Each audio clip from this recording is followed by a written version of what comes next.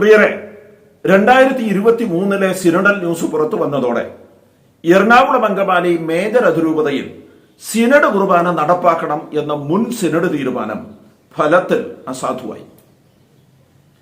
2021 synod തീരുമാനങ്ങൾക്ക് Ernakulam Angamaly അതിരൂപതയിൽ ഇനി പ്രസക്തിയില്ല.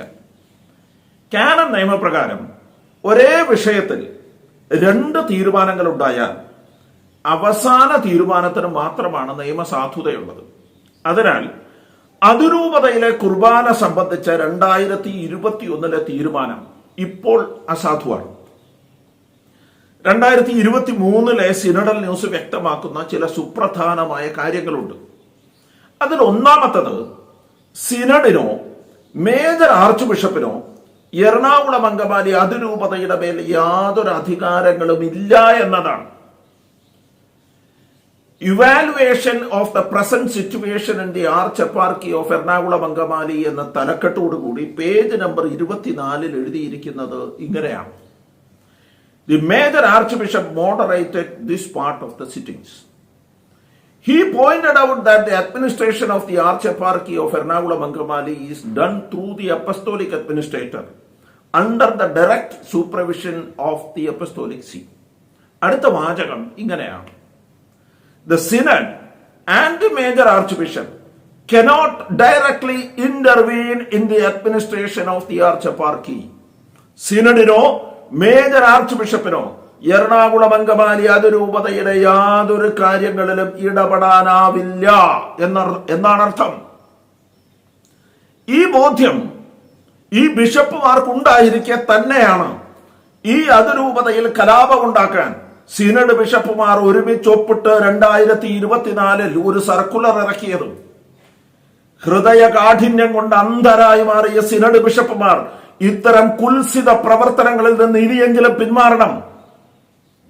അതിരൂപതയിൽ കലാപമുണ്ടാക്കാൻ മാത്രമായിട്ട് ഈ ബിഷപ്പുമാർ കെട്ടിയിറക്കിയ ആരക്കുഴക്കാരനെയും നിങ്ങൾ ബിഷപ്പുമാരുടെ മറ്റു പിണിയാളികളെയും ഉടൻ നിങ്ങൾ തിരിച്ചു വിളിക്കണം.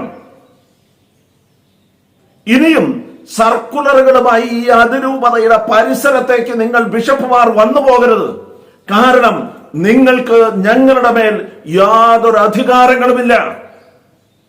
അതിരൂപതയിലെ കുർബാന സംബന്ധിച്ചും 2023 സിനഡ് ചില തീരുമാനങ്ങൾ എടുത്തിട്ടുണ്ട്.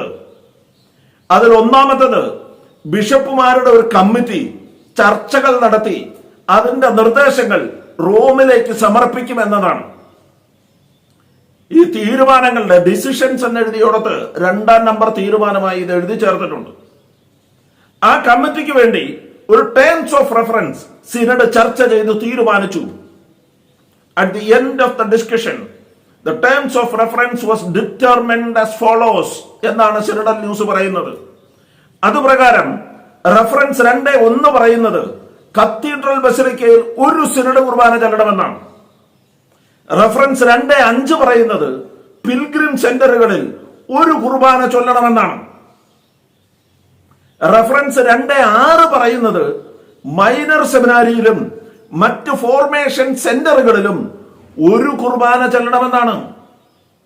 മറ്റു പള്ളികളെ കുറിച്ച് റെഫറൻസ് 6 പറയുന്നത് ഇങ്ങനെയാണ്: in other parishes of the arch necessary catechesis should be given for the gradual implementation of the uniform mode of holy Qurbana. എന്ന് വെച്ചാൽ മറ്റു പള്ളികളിൽ ഏകീകൃത ബലിയർപ്പണത്തെ കുറിച്ച് പഠിപ്പിച്ചതിന് ശേഷം ക്രമേണ നടപ്പാക്കുന്നതിനെ കുറിച്ച് ആലോചിക്കാമെന്നാണ്. നോക്കൂ, നമ്മുടെ അതിരൂപതയിൽ സിനഡ് കുർബാന നടപ്പാക്കുന്നത് സംബന്ധിച്ച സിനഡിന്റെ അവസാന തീരുമാനം ഇതാണ്. ഇതിനപ്പുറത്തേക്ക് യാതൊരു അവകാശവും ഉന്നയിക്കാൻ അതിരൂപത വിരുദ്ധരായ തെറിപ്പാട്ട് നസ്രാണി സംഘത്തിന് പോലും കഴിയില്ല. ബസിലിക്കയിലും മലയാറ്റൂർ കുരിശുമുടിയിലും മൈനർ സെമിനാരിയിലും ആഴ്ചയിൽ ഒരു സിനഡ് കുർബാന, ഒരെണ്ണം.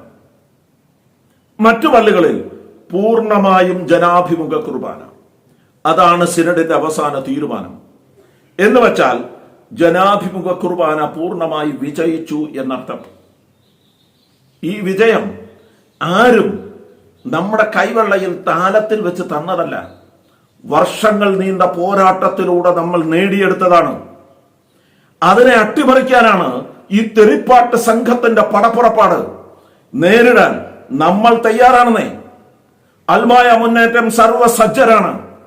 ജാഗ്രതാ സമിതികൾ ഉണർന്നു കഴിഞ്ഞു. നമ്മൾ ഒറ്റയ്ക്കല്ല, ഒറ്റക്കെട്ടാണ്. നമ്മൾ ഇനി നേർക്ക് നേർ പോരാടുകയാണ്. നമുക്ക് ഒരുമിച്ച് ചേരാം. നന്ദി.